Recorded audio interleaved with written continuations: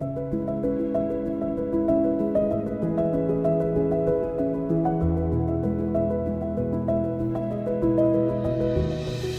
paz do Senhor, Deus te abençoe, Deus abençoe toda a sua família, que a paz de nosso Senhor e Salvador Jesus Cristo esteja sobre a sua vida e sobre a sua família. Não esqueça, nada pode roubar esta paz. Você pode ter problemas financeiros, você pode ter problema de enfermidade, você pode ter até confusão perto de você, mas clame por Jesus para que você possa estar envolvido por essa paz, porque haverá momentos que, se você não tiver equilíbrio em Cristo, será difícil demais suportar o peso da vida. Este é o programa Palavra em Foco, que vai ao ar sempre às quartas-feiras, às 9 horas da manhã, e é uma alegria muito grande contar com você e com a sua família. Esse programa é um oferecimento da Igreja Evangélica Assembleia de Deus, Ministério do Belém, e nós temos aqui como o nosso coordenador Márcio Melo, que sempre está aqui nos ajudando, nos orientando. A produção é dele, Geisel de Paula, um grande teólogo, um homem que é respeitado e admirado não só em Guarulhos, mas em muitas partes onde ele tem passado. Eu sou o apresentador, pastor João Barbosa da Silva, e nós temos sempre conosco convidados. E hoje, mais uma vez, está conosco o pastor Erivaldo de Jesus e o pastor Robson de Magalhães. Não esqueça do de Magalhães. E nós vamos tratar hoje sobre um tema que para mim é muito propício. É possível ser cristão sem congregar? É possível fazer parte dos desigrejados? Dá para servir a Deus e crer na salvação sem ter um lugar para congregar? Nós vamos tratar desse tema hoje e eu quero que você entenda. Esse programa é feito para te trazer fundamentação bíblica. E nós temos aqui a nossa equipe de produção, através do Geisel, preparou aqui uma apresentação do tema. Preste atenção. O escritor Frank Viola, certa vez disse: é errado dizer eu vou à igreja, porque você não pode ir ao lugar que você é. Será esta frase uma verdade para aqueles denominados desigrejados? Para ser igreja é necessário ter 2 ou 3 reunidos? E quanto às pessoas que moram sozinhas, como os ribeirinhos na Amazônia? Como congregar? Essas e outras dúvidas serão respondidas agora no seu programa Palavra em Foco. E o que eu admiro no Palavra em Foco é que muitas vezes a gente não tem noção da profundidade de alguns temas, porque nós só ouvimos falar e não prestamos atenção para entender o que a Bíblia diz sobre esses temas modernos, do que está acontecendo agora. E aqui no Palavra em Foco você pode ter realmente discernimento de acontecimentos, de situações, de doutrinas, daquilo que pode causar dúvida. E hoje nós vamos tratar sobre esse tema. É possível ser cristão sem congregar? Não esqueça nunca, esse programa tem o oferecimento da Igreja Evangélica Assembleia de Deus, Ministério do Belém, que tem como presidente o pastor José Wellington Bezerra da Costa e como vice-presidente, pastor José Wellington Costa Júnior. Uma alegria muito grande ter você conosco, uma alegria muito grande ter a sua participação. Diante deste tema tão importante para nós, falando sobre os desigrejados, sobre ser um crente, ser uma pessoa que teme a Deus, que serve a Jesus sem congregar, nós temos aqui o quadro onde os nossos irmãos podem dar a sua opinião. E nós vamos então ao quadro O Povo Fala.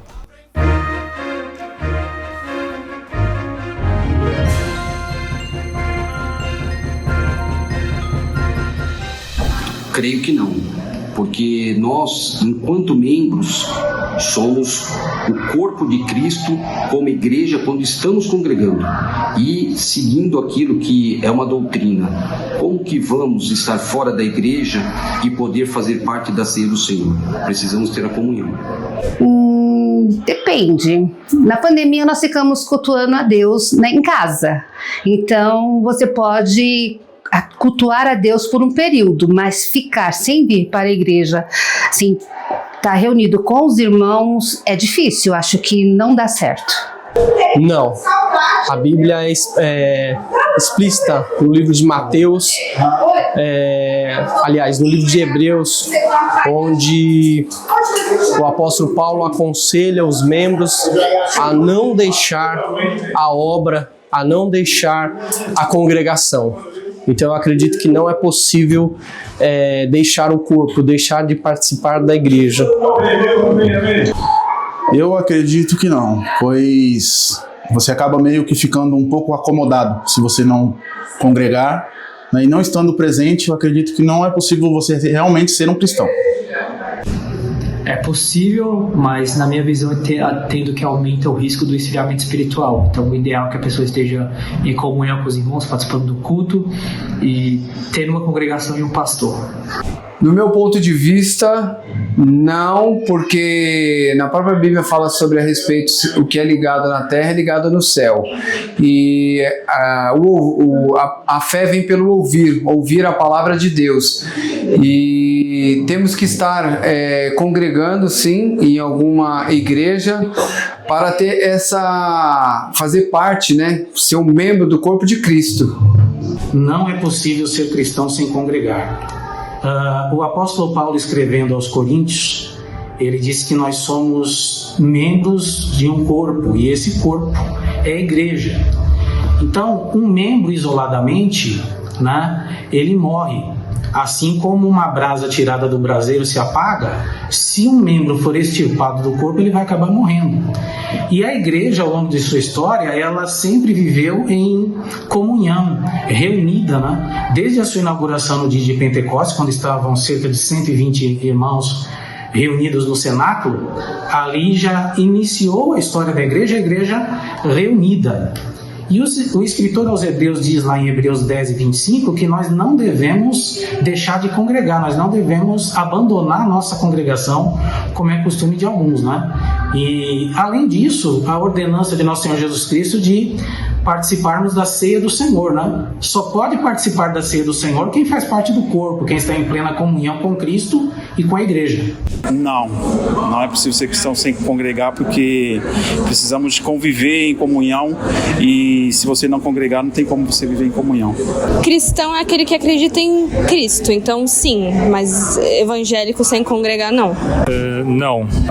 Precisamos ser, tá em Atos que precisamos ser a igreja para congregar. Acredito que não. É importante a gente congregar, estar em comunidade. A resposta é não. Em Hebreus 10, 25 diz: não deixamos de congregar como é costume de muitos. Isso significa participar ativamente nos cultos, porque na igreja é onde nos fortalecemos através da palavra e é onde nos estamos em comunhão com Cristo. Não, porque por mais que a salvação seja individual, é importante que a gente esteja em comunhão com o nosso próximo. Nos dias de hoje, não. É e não é. Eu acho que se você tem uma igreja perto da sua casa, você tem oportunidade de estar junto com os membros, é isso que o Senhor fala, porque nós somos um corpo. E esse corpo tem que estar junto, não separado. Mas se você está num lugar longe, por exemplo, no meio da mata, não tem uma igreja, não tem nada, aí como você vai cultuar? É você e Deus.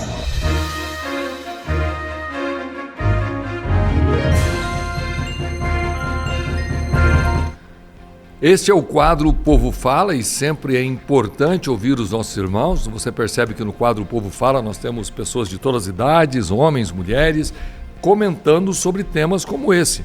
E uma das irmãs ali disse que dá para ser cristão, mas não evangélico. E aí fica uma colocação que talvez é um programa inteiro, né? Ser cristão e ser evangélico, qual a diferença?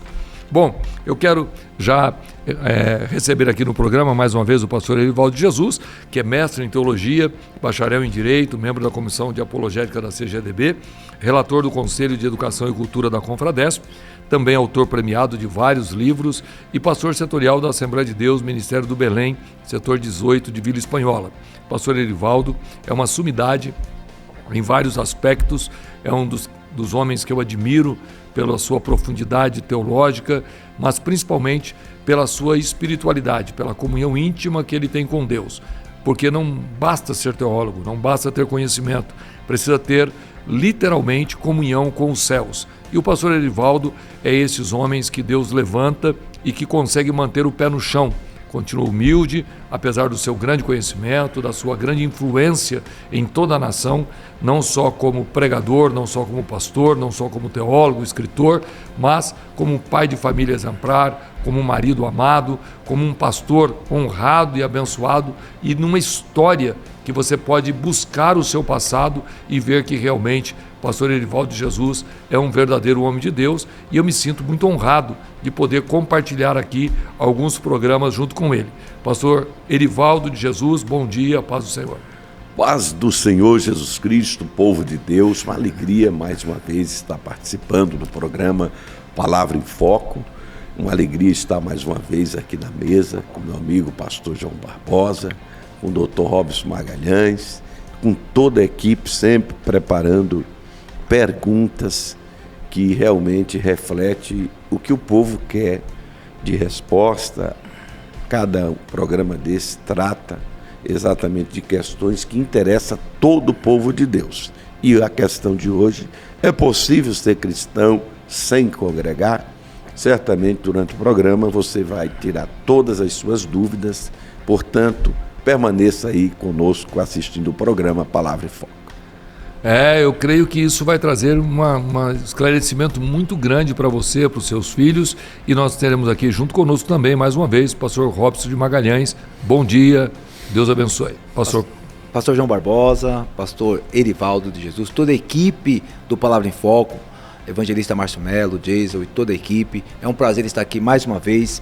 Quero também enviar um abraço ao nosso público do Palavra em Foco, que de forma muito constante eles participam, eles gostam, né, Jason? Eles participam mesmo, enviam as mensagens, e ainda mais nesse tema, que é um tema muito atual, e ele não é um tema polêmico, mas ele é um tema difícil. Não é polêmico porque as nossas posições aqui, eu acredito que elas serão posições que vão se convergir. Entretanto, ele é um tema muito atual acerca de quando se trata de igreja. Então, mais uma vez, pastor João Barbosa, obrigado pelo carinho, obrigado aos nossos pastores presidentes, pastor José Wellington Bezerra da Costa, pastor Wellington Júnior, que é o nosso pastor ali em Guarulhos. É um prazer, mais uma vez, estar no Palavra em Foco. A alegria é toda nossa de ter aqui homens de Deus que possam realmente nos acrescentar no conhecimento daquilo que é sagrado. E nós vamos adiantar o nosso programa porque passa muito rápido o relógio, e nós temos aqui a primeira pergunta preparada pela nossa equipe, e eu quero que vocês prestem bem atenção na pergunta, e nós vamos começar aqui com o pastor Erivaldo de Jesus, e naturalmente todos nós temos condições de estar aqui comentando sobre cada uma das perguntas. O censo religioso de 2022 mostrou um crescimento de grupo denominado sem religião, que não são necessariamente ateus, mas sim indivíduos não ligados a qualquer denominação. São 9,3%, ou seja, mais de 20 milhões de pessoas. Existe alguma razão para esse crescimento e o desapego com as instituições que antes pertenciam? O dado aqui do IBGE é muito sério, é um dado alarmante, porque o Brasil sempre foi considerado um país cristão, um país extremamente religioso, mas agora nós temos pessoas que com muita tranquilidade dizem que não frequentam, que não são ligados a nenhuma denominação. E pelos dados nós temos praticamente 20 milhões ou mais de pessoas que não frequentam nenhuma igreja. Existe alguma razão para esse crescimento e o desapego com as instituições que antes pertenciam, pastor Erivaldo? Meus queridos irmãos, uma pergunta muito pertinente, e esse dado aqui que tem do censo religioso de 2022 constata realmente aquilo que percebemos, um aumento muito grande, de pessoas que se declaram sem religião ou sem estar ligado a nenhuma denominação. Na verdade, o que a gente percebe é uma repetição de muitos fatos que aconteceram ao longo da história. Por isso que Salomão disse que nada é novo debaixo do céu. O que já foi algum dia. Esse fenômeno já aconteceu através da história, inclusive nos Estados Unidos. O aumento de cristãos apenas nominais. Os Estados Unidos, todo mundo sabe, é uma nação cujas bases são protestantes, e já foi um país em que as pessoas valorizavam mais a igreja, a congregação. Com o passar dos anos, foram se tornando os cristãos nominais. Isso a gente via mais no catolicismo, os chamados católicos apenas nominais. Aquele católico que ele só foi na igreja no dia que se batizou ou fez a primeira comunhão e nunca mais pisou os pés na igreja católica. Mas se você perguntar qual a religião dele, vai dizer que é católico. Sempre os protestantes, os evangélicos, foram vistos como mais praticantes da sua religião, aquele povo que carrega mais a Bíblia, que professa mais a sua fé, que congrega, que participa, né? Que comunga de fato no dia a dia com a comunidade a que pertence.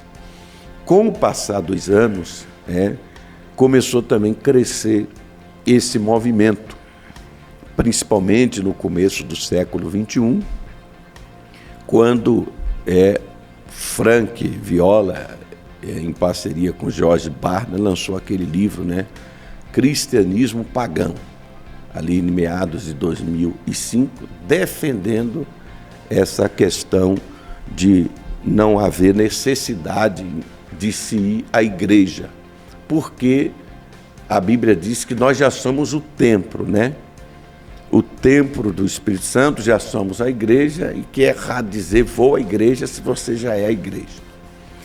Porém, é preciso compreender, quando a Bíblia mostra a necessidade de haver realmente congregação, congregar.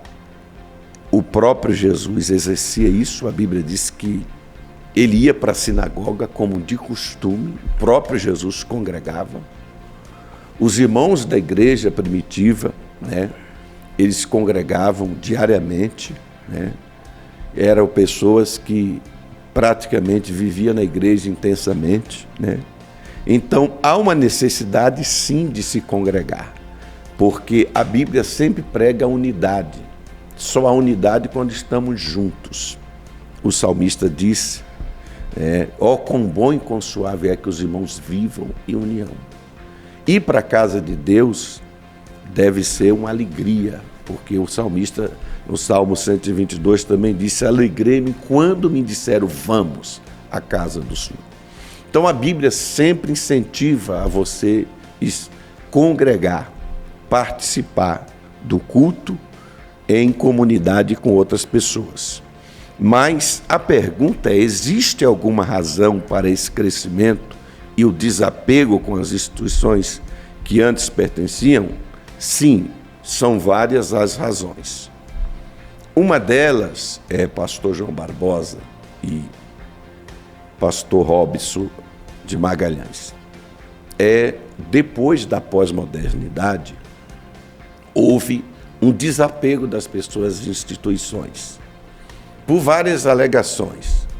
A desilusão com os escândalos que muitas vezes há nas instituições, escândalos envolvendo lideranças, alguns que acusam os líderes apenas de exigir dízimo, oferta, contribuição.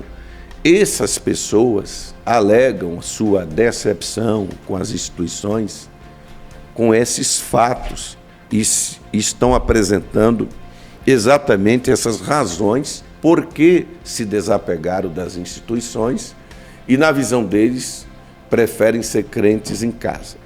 Em primeiro lugar, eu refuto todos esses argumentos porque escândalos sempre houve através da história. Deus instituiu o sacerdócio desde o Antigo Testamento para fazer mediação entre o povo e Deus, mas sempre teve também sacerdotes que saíram do caminho do Senhor e nem por isso eles devem ser descartados. Profetas também que se venderam, aceitaram suborno através da história, nem por isso podemos desprezar os profetas, como também pastores e líderes que enveredaram por outro caminho. A Bíblia já previa isso, que muitos, inclusive, causariam escândalo, que muitos acabariam difamando o caminho da verdade. Pedro fala lá de falsos líderes. Então a Bíblia já previa tudo isso. Então isso não é desculpa para você deixar de congregar, porque nós somos crentes em Jesus Cristo e a Bíblia enfatiza a necessidade de nós estarmos debaixo de uma liderança espiritual, porque os dons ministeriais foram dados por Deus para o aperfeiçoamento dos santos. E essas pessoas que defendem essa teoria, os chamados desigrejados, diz que não precisa de pastor, porque já há o sacerdócio universal, ele já pode se dirigir a Deus sem o mediador, mas foi o próprio Deus que instituiu os dons ministeriais, porque os líderes são importantes para orientar e instruir as pessoas no caminho para o céu. Essa é a minha palavra inicial.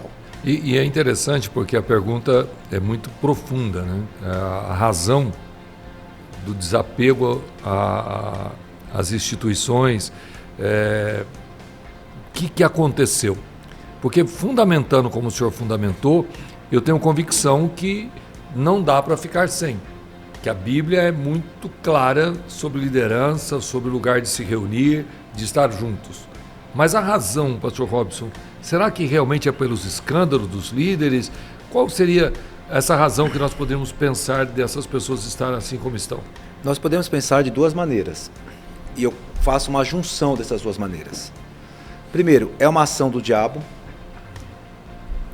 E segundo, pensando de forma acadêmica, há alguns movimentos que ocorreram, movimentos socioculturais, a partir do século XIV, que potencializaram as pessoas não seguirem ou não mais aderirem às instituições religiosas. Eu vou falar de forma bem simples para que todo o nosso público possa entender. Primeiro movimento que ocorreu no final do século XIV, ou seja, na transição do período medieval para o período moderno, período medieval do século V até o século XV. O primeiro movimento é chamado de Renascença. A Renascença, além da valorização à antiguidade clássica, né, greco-romana, também tinha como base o humanismo, ou seja, o homem no centro. No período medieval, teocentrismo, Deus no centro. Com a transição surge a Renascença, e a Renascença traz essa ideia do humanismo, valorização do homem, valorização do indivíduo, o antropocentrismo. Um segundo movimento que contribuiu também é chamado de iluminismo, ou seja, razão, racionalismo. Por que isso é importante? Porque no período medieval a fé preponderava os conceitos, preponderava as fórmulas. As pessoas enxergavam o mundo e conceituavam o mundo por meio da fé. Com o iluminismo e, evidentemente, com o racionalismo, agora tudo por meio da razão. E, juntamente com o racionalismo, surgiu a época das revoluções, Revolução Industrial, Revolução Francesa, Revolução Americana, e trouxe as tecnologias e o cientificismo. Portanto, com a Renascença, o homem está no centro. Com o iluminismo, o homem pensa as categorias racionais. Cientificismo, o homem passa a deixar fé do lado e Deus do lado. E por fim, um terceiro movimento muito sério, chamado de marxismo. Karl Marx, ele trouxe algo muito importante que nós combatemos de forma muito séria, que é a autonomia humana em relação a Deus. Karl Marx afirmou que a religião era o ópio, era coisa ruim, e as pessoas eram escravas da religião, pastor Erivaldo de Jesus. Portanto, o que Karl Marx começou a trazer? Uma palavra muito importante, pastor João Barbosa, que é muito falado na academia: emancipação. As pessoas deveriam se emancipar, principalmente da religião. Eu estava lendo um livro de Karl Marx que ele trata acerca da questão judaica, numa discussão que ele tem com o Bauer, e ele fala muito disso, que os judeus deveriam se emancipar, a emancipação. Portanto, o que é a emancipação de Karl Marx? O homem não deveria mais estar sujeito à religião, sujeito a Deus. Ele deveria se libertar disto. Ou seja, ele tem que ter autonomia por si só. Olha que coisa interessante. Renascença, antropocentrismo. Iluminismo, racionalismo e cientificismo. E marxismo, emancipação de Deus. Vejam que como esses movimentos que traziam uma religião, uma sociedade, religiosa, uma sociedade conservadora e tradicional, esses movimentos foram se impregnando de tal maneira que as pessoas começaram a pensar, bom, não é mais Deus no centro, teocentrismo, é o antropocentrismo, eu estou no centro. Racionalismo, eu penso de forma cientificista, eu penso por meio da razão, não por meio da fé. E por fim, por que eu tenho que me sujeitar à igreja e me sujeitar a Deus? Eu estou liberto disso. Perceba que esses movimentos, Jason, a partir do século XIV até o final do século XIX, iniciando ali no século XX, ficaram de uma forma preponderadas, de uma maneira tão forte, tão aguerrida, que quando chega na pós-modernidade, hoje as pessoas elas são individualistas, hoje as pessoas elas são céticas, hoje as pessoas são racionalistas, elas são tecnicistas, ou seja, os filhos da pós-modernidade são assim, e as pessoas não percebem esses movimentos. Eu vejo a ação de Satanás desses movimentos. E o que aconteceu hoje? Porque hoje as pessoas falam, não preciso de religião, não preciso estar em alguma igreja, por conta também do que o pastor Erivaldo falou de uma forma muito sábia. Infelizmente, setores da igreja, não são todos setores, além de todos esses movimentos, pastor João Barbosa, porque eu estou com 45 anos, os senhores um pouquinho mais. Nós não tínhamos tantos questionamentos, nós não ficávamos com tantas perguntas aos nossos pais, nós éramos tradicionais, mas esses movimentos foram chegando que hoje as pessoas questionam tudo e para essas pessoas tudo está tão bom. E o que acontece? O que aconteceu com algumas igrejas? Falsas igrejas, falsos pastores, falsos profetas, igrejas partidárias ideológicas de forma muito ferrenhas, grandes escândalos, mercadores da fé. Então, além desses movimentos, ocorreram também, como o pastor Erivaldo falou, estes pontos que algumas pessoas falaram assim, por que eu vou me filiar a uma igreja? Eu sou autônomo, eu não preciso de igreja, eu não preciso de pastor. Então veja só que foi um combo de movimentos sociais que fortaleceram e que explicam o censo de IBGE conforme 2022. E eu não concordo, pastor João, quando esse movimento desigrejado, pastor Robson, querem se comparar com alguns movimentos da história que foram legítimos. Por exemplo, eles querem comparar os desigrejados, por exemplo, com o montanismo. Concordo com todos esses movimentos que você falou, mas eles querem, por exemplo, se comparar com o montanismo do século III, quando a igreja começou a permitir muita secularização, os bispos começaram a deixarem de ser transparentes, a concentrarem muito poder no clero. Então, Montano, aquela região lá da Frígia, começou então a liderar um movimento restauracionista, dizendo que o povo precisava voltar ao modelo de Atos dos Apóstolos, restaurando aquele vigor espiritual da igreja primitiva, etc. Depois surgiu os mosteiros, aonde justamente as pessoas saíam dos grandes centros urbanos para se autonegar, renunciar o secularismo e se voltarem para Deus. Mas não é o que vemos nos desigrejados. Pelo contrário, o que eles querem é libertinagem, não ter regras para ser obedecidas, porque todos esses movimentos, mesmo quando se afastaram da igreja professante, da igreja vigente por causa de alguns vícios que já começou a entrar, eles foram congregar. Mesmo que no mosteiro, mas se reuniam para buscar a Deus em algum lugar. Não ficaram em casa. Foram, de certa forma, congregar para poder buscar a Deus. Aí, também, já no século XIX, somando a tudo isso que você falou, eles têm como sempre um mentor das ideias dele, aquele filósofo dinamarquês, Søren Kierkegaard, que justamente decepcionado com as igrejas da época, pelos escândalos, pelo alto poder concentrado no clero, e ele começou a aconselhar então as pessoas ficarem em casa mesmo, por causa que Jesus defendeu o sacerdócio universal, etc., que ele disse: onde estiver 2 ou 3 reunidos, aí eu estou, e 2 ou 3 reunidos não precisa necessariamente estar no templo, na igreja, pode ser em qualquer lugar. Ele começou a defender isso. Então esse grupo de desigrejados se baseia nisso daí. Mas o que nós percebemos é que, longe deles serem comparados com esses movimentos que na verdade defendiam o retorno ao modelo da igreja primitiva, o que eles não querem é compromisso. Eles não querem se sujeitar a lideranças, porque se você não respeitar, pastor João, pastor Robson Magalhães, o pastor, aí com aquela desculpa, não, eu tenho que respeitar é Deus. Se você não respeita quem você vê, muito menos quem você não vê.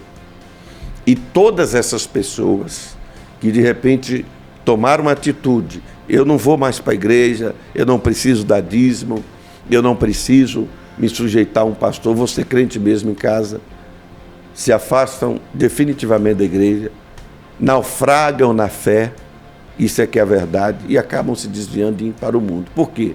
Porque não tem ali alguém para instruí-los, para ensiná-los, e justamente nós, seres humanos, fomos feitos para sermos social. O ser humano foi feito para ficar isolado. Nós somos um ser social, dependemos da comunhão com outras pessoas. Eu fico pensando, Gésio, que é tão profundo o tema, porque sobre várias colocações que vocês colocaram aqui, dos vários séculos, dos vários pensadores, dos vários movimentos que houve através da história, e eu, de uma forma muito pastoral, eu quero simplificar isso com o discurso de Jesus sobre escatologia, quando ele fala dos fins dos tempos. E ele vai citar um versículo que a gente fala muito, que é o versículo 24, porque surgirão falsos cristos e falsos profetas, e farão tão grandes sinais e prodígios que, se possível fora, enganariam até os escolhidos.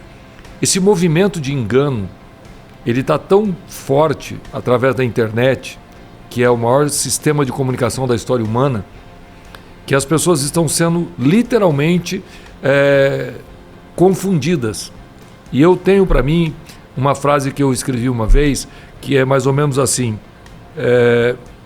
o diabo não tem pressa, porque ele prefere te cansar aos poucos do que te enfrentar de uma vez.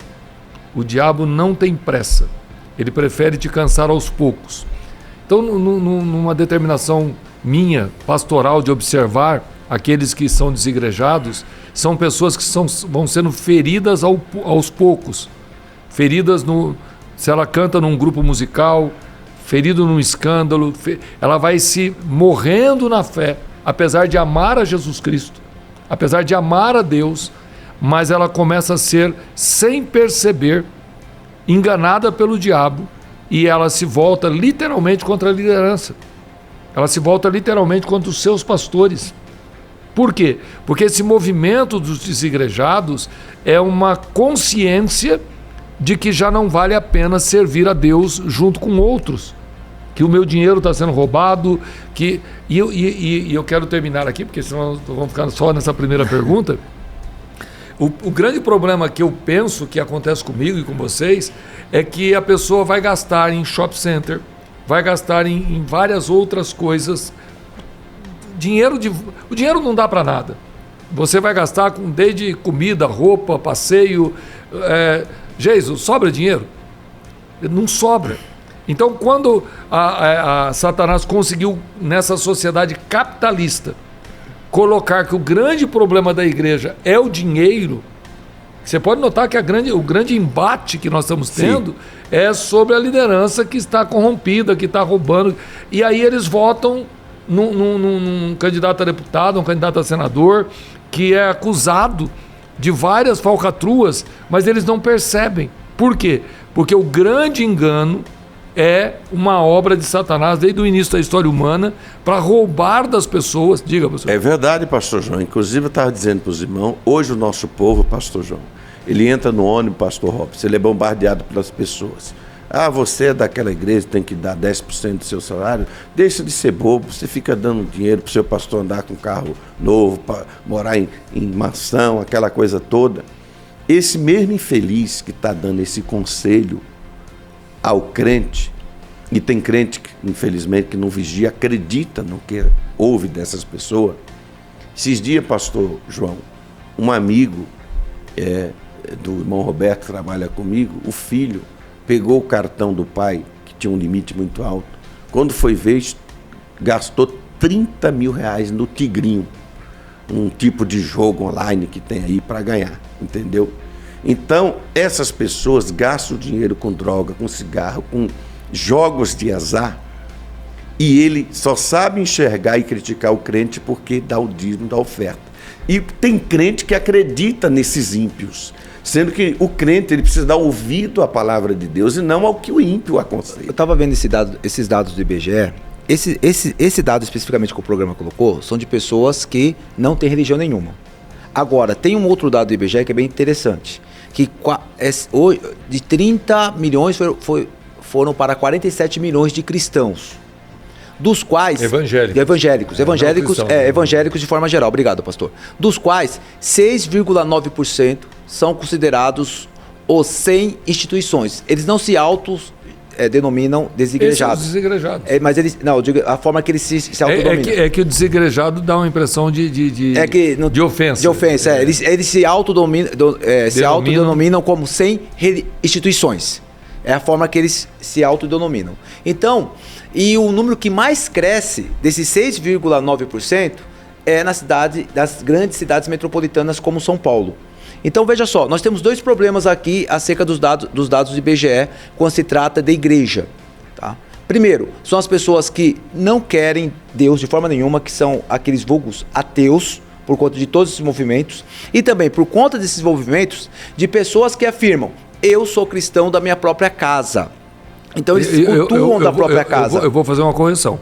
O que nós estamos debatendo aqui, na verdade, é os evangélicos não praticantes. Porque os católicos não praticantes sempre existiu. Eu não frequento a igreja, mas sou católico.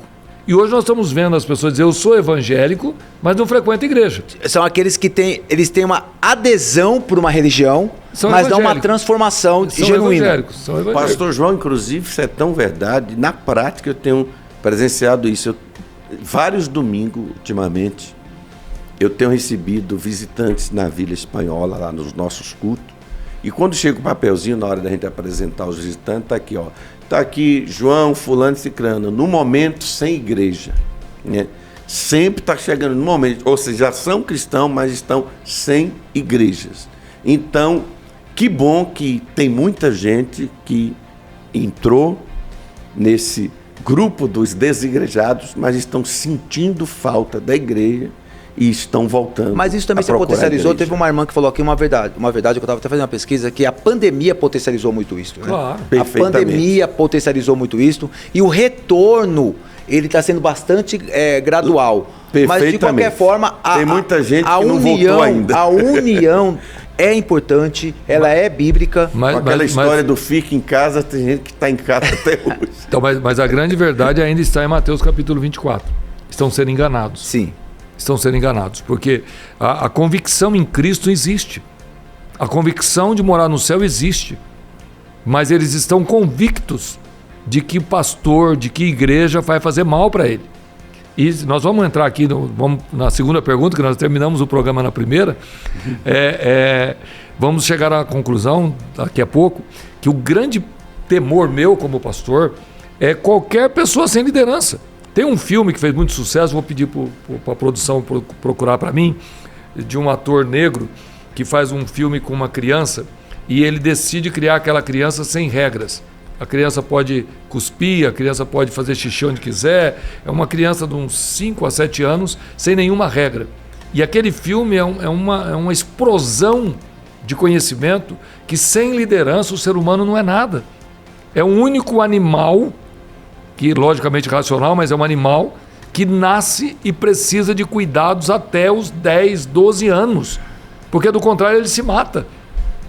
Porque tem animais que dependem de 6 meses, de 1 ano, de 2 anos, mas 10 anos, qual animal que precisa de 10 anos para poder ter independência? Então, a grande verdade, o grande engano de Satanás é tirar a liderança do coração do povo. E aí ele quer ser líder dele mesmo. ele vai destruir os filhos, vai destruir todos os padrões bíblicos que ele pode ter na vida, que seja casamento, que seja moral, que seja ético, e não há como se autoliderar. As empresas multinacionais chegaram à conclusão que empresas familiares têm problema, porque começa a faltar liderança. O pai não quer mandar no filho, o filho não quer mandar por causa do pai, e a empresa entra em dificuldade. O diabo quer vender uma sensação que eles são livres. E, na verdade, estão confundindo liberdade com libertinagem. No fundo, é que eles não querem submeter a nenhuma regra e andarem segundo suas próprias convicções. É forte, nós estamos aqui com o programa Palavra em Foco. Eu quero que você mande a sua pergunta, mande, por favor, uma mensagem no WhatsApp para que nós entendamos como é que você está recebendo o nosso programa. É muito importante. Muita gente ainda me pergunta, pastor, mas o WhatsApp da igreja é 2081, não tem um 9 antes? Já perguntaram para você?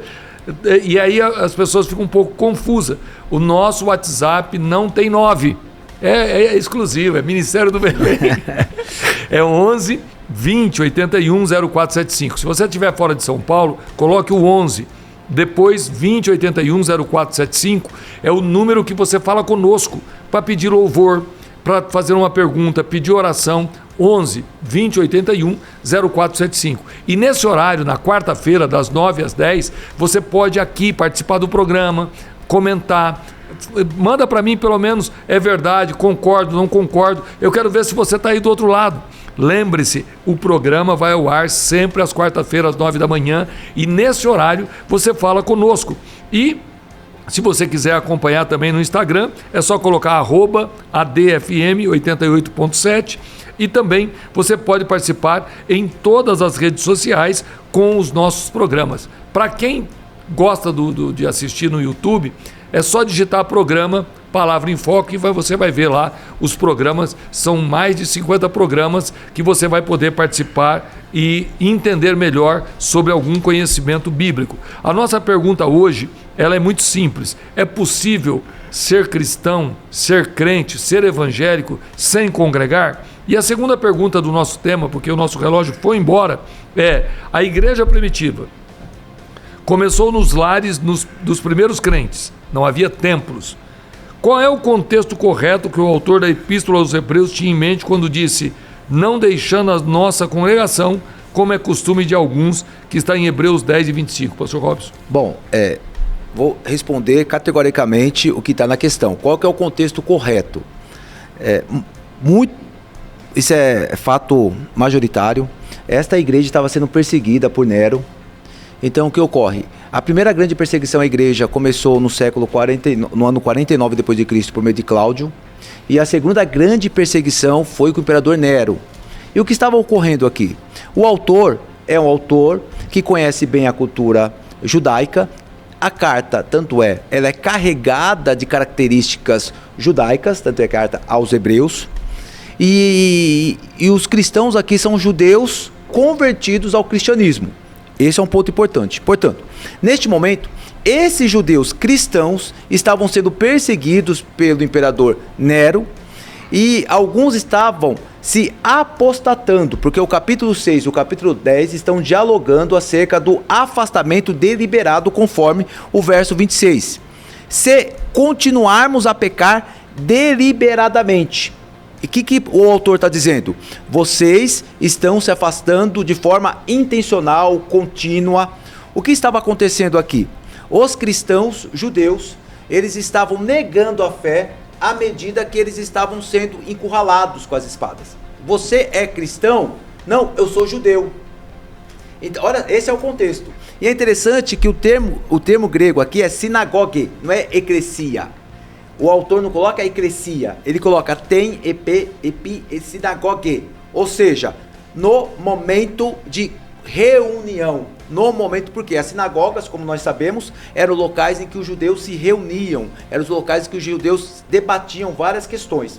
Então o autor está dizendo assim: não deixe de congregar, não deixe de se reunir. E se isto persistir de forma deliberada, negando a Cristo por conta do medo de Nero, não tem como se converter. Então este é o contexto. Aí eu aprendi com um pastor muito sábio que falou assim: tá bom, pastor Robson, e... o que é importante aqui dentro do contexto? nós não podemos deixar de reunir por nenhum pretexto, mesmo sob espada, mesmo sob morte, mesmo sob qualquer tipo de violência, mesmo sob provas, mesmo sob tribulações, mesmo sob aflições, mesmo sob movimentos que ocorreram, nós não podemos deixar de estar juntos, de nos congregar. Essa é a ideia do autor e essa é a aplicação que eu desejo fazer, pastor. Eu aprendi com o pastor, né? É isso aí, Porque eu saber da história, conhecer tudo que está escrito, quem escreveu Hebreus, como escreveu, quando escreveu, mas para que me serve? E a grande resposta está aí. Nós entendemos, você concorda, pastor Erivaldo, que a colocação é exatamente essa, que eles não podem deixar de se reunirem juntos para servir a Deus. É isso? 10, 25? Perfeitamente, porque embora não houvesse ainda muitos templos construídos, porque a igreja primitiva, conforme foi frisado pelo pastor Robson, debaixo de severa perseguição, né, ela ainda não tinha uma estrutura para construir templos. Então eles se reuniam em casa, e a Bíblia mostra claramente. Paulo, por exemplo, em Romanos 16:5, ele sauda Áquila, né, e Priscila, a igreja que está em sua casa. Em Colossenses 4:15 havia uma congregação em Laodiceia, e Paulo sauda a igreja que estava na casa de Ninfa, né? Então, no começo do cristianismo, as igrejas se reuniam na casa de algum irmão. Então, mesmo não havendo um templo físico, eles se reuniam para congregar ali onde tinha as reuniões. A gente observa a importância de congregar desde a antiga aliança. Deus estabeleceu a construção do tabernáculo exatamente no deserto, e todas as tribos se acampavam no entorno ali da tenda da revelação, justamente porque eles precisavam se reunir para congregar. O templo de Salomão tinha esse objetivo de todos congregarem para adorar a Deus. A própria palavra de Deus diz que Simeão, né, foi movido pelo Espírito Santo a ir ao templo para realizar o sonho de ver a salvação em pessoa, que é Jesus. E se ele ficasse em casa naquele dia, ia perder a bênção.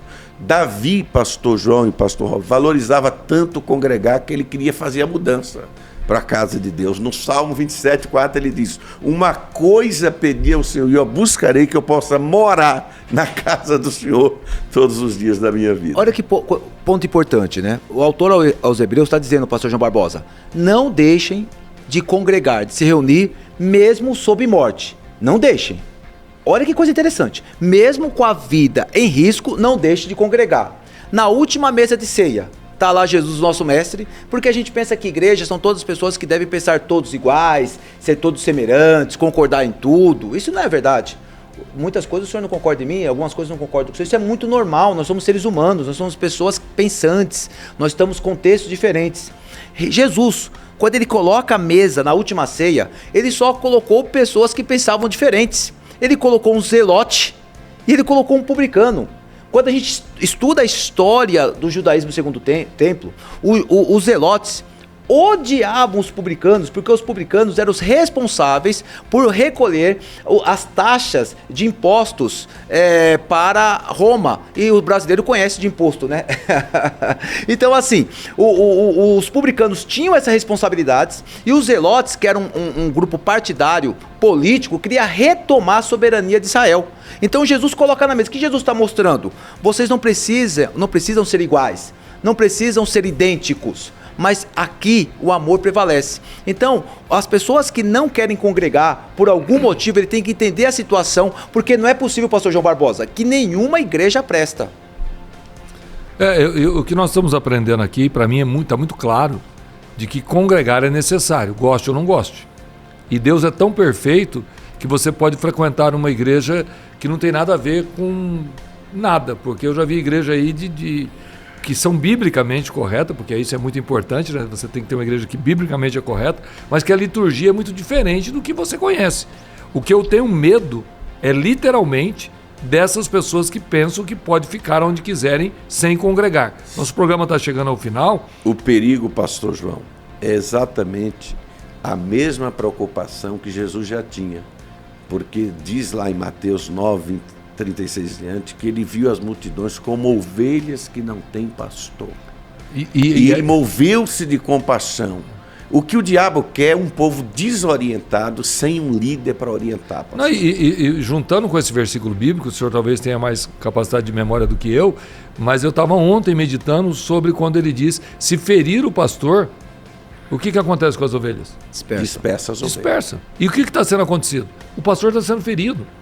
A grande massa da internet, dos podcasts, dos teólogos de plantão de internet, é ferir os pastores. Porque é ferir eles pegam um liderança. caso de escândalo e quer colocar todos os pastores como alguém que não presta, e não é verdade. Não, se nós pegarmos a Assembleia de Deus, Ministério do Belém, 90% no Instituto JB, já viu o Instituto JB de pesquisas? É o meu instituto.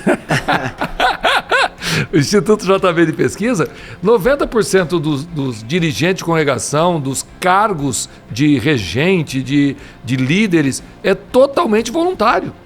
Mais de 90% possivelmente daqueles que estão envolvidos com a igreja não ganham nada, absolutamente nada. Eu assemelho ao cargo pastoral ao do policial militar. Por quê? Um policial erra, toda a instituição não presta. Aí vem mídia, vem o pessoal progressista e tal, e eu sinto isso na pele. E a maioria dos policiais, de forma esmagadora, desculpa a redundância, a maioria é boa, a maioria gosta de trabalhar. Mas se um policial errar, toda a instituição não presta. Então eu faço essa semelhança. E eu não gosto da semelhança por um motivo. Porque a polícia militar, os advogados, qualquer classe, não tem um mundo espiritual que temos dentro da igreja. Isso é verdade, isso eu concordo. E isso me assusta, porque quando Satanás bombardeia o pastor, é para espalhar realmente o rebanho, para que as pessoas distanciem-se de Cristo. Nós vamos dar continuidade, que eu quero terminar o programa, não sei se vai ser possível. Produção, a pergunta 3 ou a 4, o que você me diz aí? Para que nós possamos... Vamos ter... Eu gosto muito dessa pergunta porque eu conheço a região. Na bacia amazônica, em seus extensos rios e igarapés, mora uma população bem espalhada. E na localização de difícil localização de difícil acesso. Então, a pergunta aqui está primeiro dando uma colocação do que é a bacia amazônica. E aí a pergunta é, será impossível para um cristão solitário congregar nessas circunstâncias? Meus queridos irmãos, uma pergunta muito oportuna e eu me sinto muito à vontade, pastor João, para responder, porque assim como o irmão, eu conheço muito bem essa região e já fui pregar várias vezes utilizando inclusive a bacia amazônica.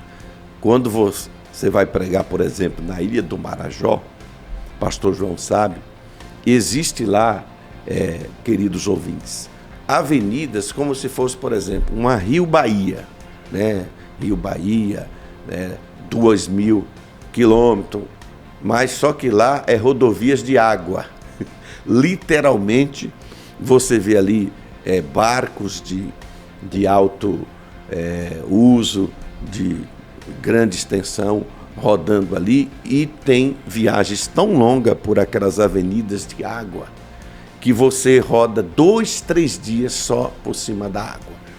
E todas aquelas populações ribeirinhas no entorno ali, por incrível que pareça, apesar de você ver aparentemente elas isoladas, mas todas elas congregam. Eu fui pregar numa igreja na Amazônia, num lugar chamado, pastor João, Paraná do Barroso, praticamente no centro da floresta amazônica. Aí quando a gente chega lá de barco, pastor João, é uma coisa linda e quem for lá volta mais crente. Eu cheguei lá, pastor João, no meio da floresta, um templo lindo, que você olha assim e diz, de onde vai aparecer gente para congregar? Quando foi à noite, na hora do culto, começou a estacionar uma canoa, e um barquinho aqui ocular, entendeu? E era lama pura água, e as irmãs tiravam o sapato, vinha descalça para congregar, né? Aí cheguei lá com a minha esposa, pastor João, toda de saltinho alto, pensando que ia descer solo firme. Olha o amor desses irmãos, chegaram lá. Não, a senhora não pode sujar seus pés. Com todo o amor, colocaram uma filha de madeira, né, do barco até a igreja, só para ela não molhar os pés. E aquele povo tudo se reúne ali para Muita congregar, gente? pastor João. Lota, que você não sabe de onde vem tanta gente. Esse pessoal vem dos lugares mais distantes, pastor João, para congregar, porque eles entendem pela palavra de Deus a necessidade de congregar. Basicamente, é boa vontade. Boa vontade. Porque o que ocorre? Quando a pessoa... Eu tenho um amigo meu que sempre fala assim comigo: Pastor Robson, quem quer faz, quem não quer arruma desculpa. E veja só a situação dessas pessoas, e mesmo assim elas congregam. E eu vou interromper aqui para nós já partirmos para o final do programa. O que é muito importante entender é que de Gênesis a Apocalipse, todos os livros bíblicos, seja os históricos, seja os proféticos, até os poéticos, todos eles vai mostrar quem é o ser humano, o que somos, de bons e de ruins. Então, no meu entender, o ser humano depende do que o senhor disse no início da sua colocação, de estar em comunidade. O ser humano não foi feito para viver sozinho. O ser humano foi criado por um ser pensante, que é o nosso Deus e Criador, dando a ele liderança, domínio sobre tudo. E quando ele não é liderado e só quer liderar, ele se perde. No casamento, se não houver liderança, perde a esposa, perde os filhos, perde os netos, todo mundo. Quando há um homem, inclusive costumam se dizer por aí, é assustador, de uma mulher independente financeiramente, bem formada, estruturada, quando ela casa com como é que dá o nome teologicamente? Um banana? Como é que chama isso? Frouxo. Quando ela casa com, teologicamente seria um frouxo. Frouxo. Quando ela casa com um homem mole, que não tem domínio sobre ele mesmo, nem aquela posição que Deus deu a ele, o casamento está fadado ao fracasso. Não porque a mulher deve ser isso ou aquilo, mas é que Deus construiu o ser humano com estruturas orientadas pelas Escrituras de como ele pode ser feliz na terra.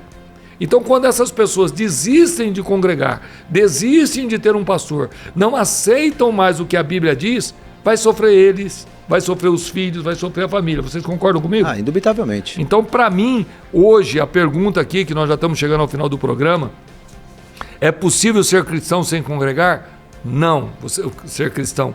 É possível ser cristão sem congregar? Sim, é possível ser cristão, é possível ser evangélico, é possível ter qualquer religião sem congregar. Porém, ter salvação, ter comunhão com os céus, estar firme em Cristo, não é possível você viver uma vida cristã como a Bíblia orienta se você não estiver congregando. Vocês concordam comigo? Perfeitamente, porque essa situação aqui, pastor Robson, da pergunta que eu coloquei, todo esforço para congregar. E hoje nós, nos grandes centros, com metrô, ônibus com ar-condicionado, muitos irmãos têm também seu veículo próprio e ainda colocam dificuldade para congregar. O maior exemplo de igreja é o próprio Cristo, que reuniu na mesa somente pessoas que discordavam uma das outras. Mas então, ali para mim, Jesus está mostrando o que é a humanidade. Está mostrando, exatamente, está mostrando o que é a igreja. Porque o que a igreja é os seres humanos. Exatamente, mas o que o ser humano alega? Ele coloca vários motivos, N motivos para dizer, não quero congregar. Jesus está dizendo assim, mas eu quero que você congregue, eu quero que você esteja junto na mesa. Mas eu penso diferente, esteja na mesa. Ah, mas eu não queria um líder. Esteja na mesa. Esteja congregando. E exatamente porque quando Cristo prepara o ser humano, é como um casamento. É difícil o marido que já não reclamou da esposa. É difícil a esposa que já não reclamou do marido. Seja por qualquer motivo. E aí meu irmão deu um conceito teológico que eu nunca mais vou esquecer, e enquanto casais eu costumo dizer. Ele terminou teologia e tal, nós estávamos conversando sobre teologia, estamos chegando ao final do programa, e ele disse o seguinte: João, só um Criador, o eterno Deus do céu, o poderoso e eterno Deus, para poder conceber a ideia de criar dois seres tão diferentes, homem e mulher, e colocar debaixo do mesmo teto e dizer, seja feliz. A igreja. A primeira igreja é a família. É isso. E a alegria que eu tenho, e qualquer um que é bem casado, como é bom um lar estruturado, como é bom uma igreja estruturada. E termino dizendo, se você quer ser feliz, congregue. Deus tem um lugar para você servi-lo. As considerações finais, pastor Erivaldo Jesus. Meus queridos irmãos, mais uma vez uma alegria participar desse programa, um assunto tão extenso que 2 horas ainda não seria suficiente para poder debater esse tema tão importante, e termino dizendo para você exatamente o que o salmista disse no Salmo 122 primeiro: alegrei-me quando me disseram: vamos à casa do Senhor. Esse é meu pastor. Pastor João Barbosa, pastor Erivaldo, muito obrigado. É um prazer enorme estar aqui. E o meu conselho bíblico: congregue. Espero você no próximo programa, quarta-feira, 9 horas da manhã, sempre aqui estaremos para trazer para você orientação bíblica. Um abraço grande, até o próximo programa, se Deus nos permitir.